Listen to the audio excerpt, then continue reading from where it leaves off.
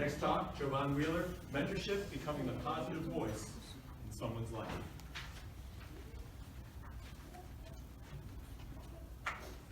Before I give my talk, I would like all of you to think of a person who has become a positive voice in your life and to continue thinking about them as I go through my talk. My name is Jovaun Wheeler, and I was born in Decatur, Georgia, to 20-year-old parents, and after 2 weeks moved to Washington, D.C., where my mother and father worked low-income jobs. Now, despite not having a lot of money, my parents did a great job of not allowing me to be greatly affected by the struggles of being a young black inner-city fellow. As a result, my greatest challenges and adversity didn't come until the back end of 2017, when the vicious disease of ALS resulted in the passing of my grandfather, 1 day before my daughter was born, and 3 months before I found out my mother had breast cancer, who is in the audience right now and currently only has one more chemo session left before she is officially cancer-free.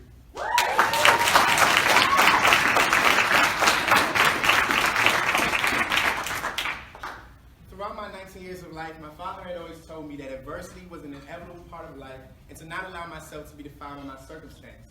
It was through these many conversations with my father that my values of courage and ambition, which I had always had, also came to include continuous learning and making a difference.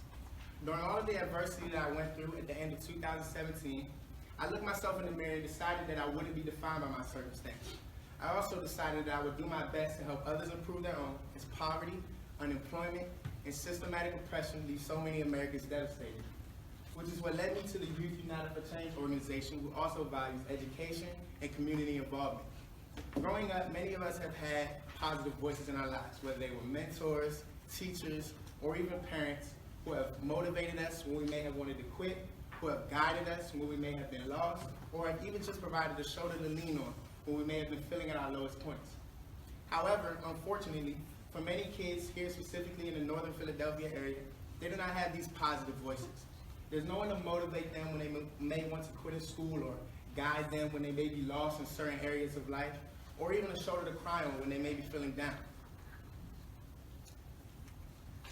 What I'll tell you one of the most positive voices in my life was my grandfather, Cornelius R. Wheeler.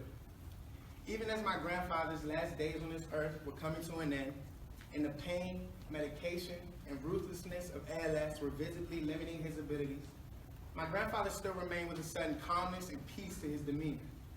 Even while knowing and understanding the unfortunate circumstance that he was in, my grandfather still remained undefined by ALS. The story he told now was one of actions and not one of words.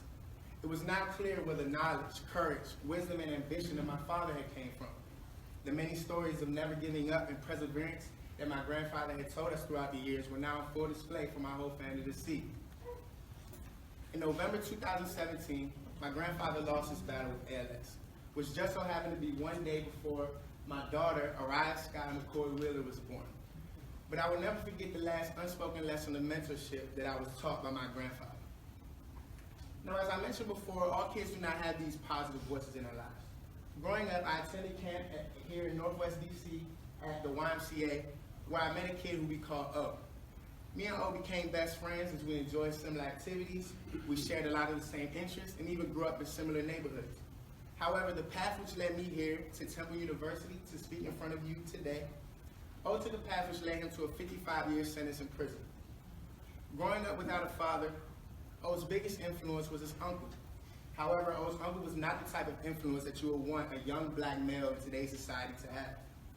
O's uncle was arrested for crimes such as drug and gun possession, and in an effort to fit in with his uncle and even be accepted by him, O followed a similar path. O was in and out of juvenile detention centers, and he oftentimes skipped school. And ironically, the crime which led to O getting 55 years in prison, basically ending his life, was committed with the man who he looked up to the most in this world, his uncle. In December 2017, O was arrested and charged as an accomplice to the attempted murder of his uncle's former boss. And with African American males having a 1 in 3 chance of being incarcerated during their lifetime, there are many steps that we can take to make sure that situations like O's don't happen in the future. Which brings me back to Youth United for Change. I encourage all of you to make it your responsibility to not only educate, but support the members of society in some of the most systematically oppressed and impoverished neighborhoods in the country. The children in these areas are subject to temptations such as gangs, crimes, and drugs on a regular basis. These are the children who America wants you so bad to forget about, but they are also the children who so bad need our help. By joining Youth United for Change, you are not only taking the first step to becoming a positive voice in these kids' lives, but you are taking the first step to helping them find their own voice. Before I started my talk, I asked all of you to think of a person who has become a positive voice in your life. As you leave here today, I would like all of you to think about how you can become the person who you thought of for a child who may need it most. Thank you.